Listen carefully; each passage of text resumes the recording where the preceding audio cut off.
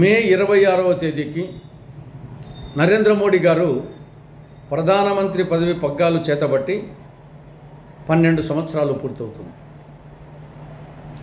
ఈ 12 సంవత్సరాల మోడీ పాలనా కాలం మనం పరిశీలిస్తే భారతదేశ చరిత్రలో ఇది ఒక చీకటి యుగం, ఇది ఒక రాహుకాలం.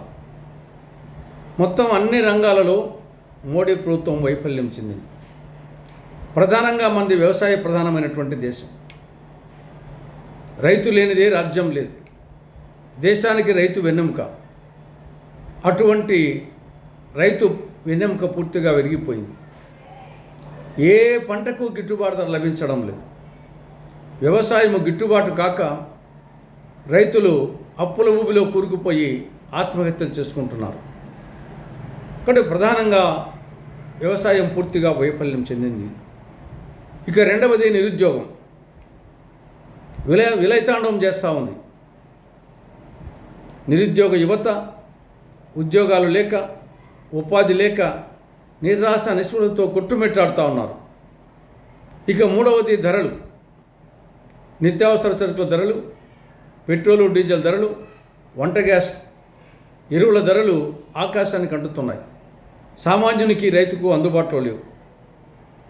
నాలుగవది వ్యవస్థలు, అటు ఇన్కమ్ ట్యాక్స్ డిపార్ట్మెంట్ కానీ, ఎన్ఫోర్స్మెంట్ డైరెక్టరేట్ కానీ, సిబిఐ కానీ, ఎన్నికల వ్యవస్థ, ఈ రాజ్యాంగ వ్యవస్థలన్నీ నిర్వీర్యమైపోయాయి, దుర్వినియోగం అవుతున్నాయి. ఐదవది కనీసం విద్యార్థుల పరీక్షలు కూడా సక్రమంగా నిర్వహించలేని ఒక అసమర్థమైన దద్దమ్మ లాంటి చేతగాని ప్రభుత్వంగా తయారైంది. ఈ 12 సంవత్సరాల కాలంలో దాదాపు 89 సార్లు పరీక్షా పేపర్లు లీకేజ్ అయినాయి. 40 సార్లు పరీక్షలే రద్దయ్యాయి.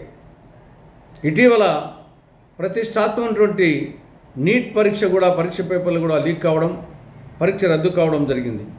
దాదాపు 23 లక్షల మంది విద్యార్థుల భవిష్యత్తు అంధకార బంధురమైంది.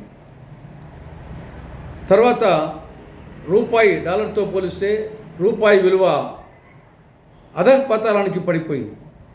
96.35, ఒక డాలరుకు 96 రూపాయల 35 పైసలు అధఃపతనానికి పడిపోయింది. గతంలో ఎన్నడూ లేని విధంగా దేశం అప్పుల భారత్ అయింది. 1947 నుంచి 2014 వరకు 67 సంవత్సరాల కాలంలో చేసిన మొత్తం అప్పు 40 లక్షల కోట్ల రూపాయలు అయితే కేంద్ర ప్రభుత్వం చేసిన అప్పు కేవలం ఈ 12 సంవత్సరాల్లో నరేంద్ర మోడీ ప్రభుత్వం చేసిన అదనపు అప్పు 155 లక్షల కోట్ల రూపాయలు. ప్రపంచ దేశాలలో భారతదేశపు సగటు తలసరి ఆదాయము 142వ ర్యాంకులో ఉంది. ఆకలి సూచికలో 101వ ర్యాంకులో ఉంది. మానవాభివృద్ధి సూచికలో 130వ ర్యాంకులో ఉంది. సంతోష సూచికలో 149వ స్థానంలో ఉంది. మొత్తం ఏ పారామీటర్ పోల్చుకున్న ప్రపంచ దేశాల్లో ఎక్కడో అగదాల కట్టకూడదు భారతదేశం. చివరికి దేశ రాజధాని ఢిల్లీ నగరం కాలుష్యం కారణంగా నివాస యోగ్యం కాని స్థాయికి చేరుకుంది. మోడీ ప్రభుత్వ వైఫల్యానికి ఇంతకంటే మచ్చుతునకు అవసరం లేదు. ఇటీవల సోషల్ మీడియాలో కాక్రోచ్ జనతా పార్టీ అని ఒక పార్టీ సోషల్ మీడియాలో ఆవిర్భవించింది. కేవలం 5 రోజుల్లో ప్రభుత్వానికి వ్యతిరేకంగా, ప్రభుత్వం మీద అసంతృప్తికి సంకేతంగా 5 రోజుల్లో 1,40,00,000 మంది ఫాలోయర్స్ వచ్చారు.